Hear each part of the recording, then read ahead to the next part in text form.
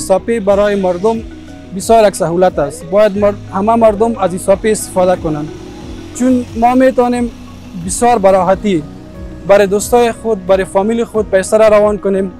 بسیار براحتی میتونیم از بانک با اکانت خود پیسه را روان کنیم که یک بسیار سهولت است برای ما. و چون این جلوگیری از کنه شدن پیسه را میکنه، چون اگر ما از ایمانی استفاده کنیم پیسه افغانستان کسی کنه نمیشه.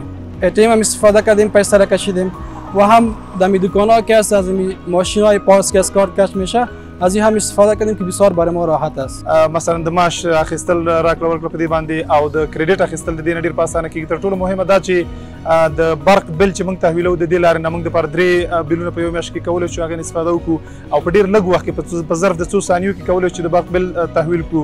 بله تر ټولو مهمه خبره دا هم ده چې پیسې موږ ترانسفر کولی شو یو څخه بل اکاونت ته په محفوظه طریقه باندې. ما پیش از اینکه حساب فعال نکرده بودم بیم از این داشتم، پول کاغذی در جیب خود میکردم، میگفتم آیا فرسوده شود یا قسم دیگه شود یا شاید دوز مرا جای استاد کنه پیسه های ما از پیش بگیره.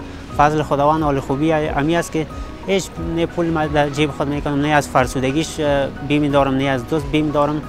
میایم از هر جای از هر نمایندگی حساب پی که باشه پول خود برداشت میکنم یا پول پس اضافه میکنم. این قاسم بوده که نگو